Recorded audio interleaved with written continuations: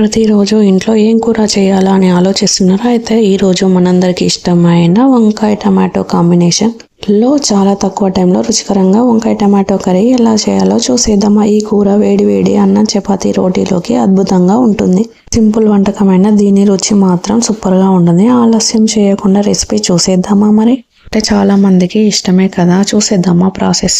Stove on చేసుకొని ఒక గిన్నె పెట్టుకొని దానిలో 2 స్పూన్ల ఆయిల్ వేసి, ఆయిల్ వేడయ్యాక జీలకర్ర ఆవాలు అయితే వేసి, జీలకర్ర ఆవాలు కొంచెం ఫ్రై అయ్యాక అందులో కట్ చేసుకున్న ఆనియన్స్ అయితే మంచిగా వేసుకొని అటు ఇటు అయితే ఫ్రై అయితే చేసుకోవాలి. ఆనియన్స్ అయితే కొద్దిగా కలర్ చేంజ్ అయ్యాక ఇందులో అల్లం వెల్లుల్లి పేస్ట్, కొంచెం అంతా పసుపు అయితే వేసేసుకోవాలి. ఇంకా అన్నింటిని కూడా మంచిగా ఫ్రై అయితే చేసుకోవాలి, పచ్చివాసన పోయేంత వరకు అయితే.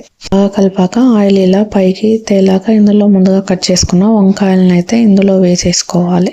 అయితే వేసి మంచిగా అయితే అటు ఇటు అయితే ఫ్రై అయితే చేసుకోవాలి. ఇందులో ఇప్పుడు సరిపడినంత ఉప్పు వేసుకోవాలి. ఈ టైంలో వేస్తే ముక్క తొందరగా ఉడుకుతుంది, టేస్ట్ కూడా చాలా బాగుంటుంది. ఉప్పు వేసి అయితే మంచిగా మిక్స్ చేసుకోవాలి. తర్వాత ముందుగా కట్ చేసుకున్న టమాటోలను కూడా ఇందులో వేసి రెండింటిని అయితే మంచిగా కలిపేసుకొని ఒక 5 మినిట్స్ అయితే లో ఫ్లేమ్లో అయితే కుక్ చేసుకోవాలి. నిమిషాల తర్వాతనైతే ఇందులో 1 స్పూన్ అయితే కారం, కొద్దిగా అంతా ధనియాల పొడి అయితే వేసుకొని మంచిగా అయితే కలిపేసుకోవాలి. ఒక 5 మినిట్స్ అయితే లో ఫ్లేమ్లోనే మూత పెట్టి కుక్ చేసుకోవాలి.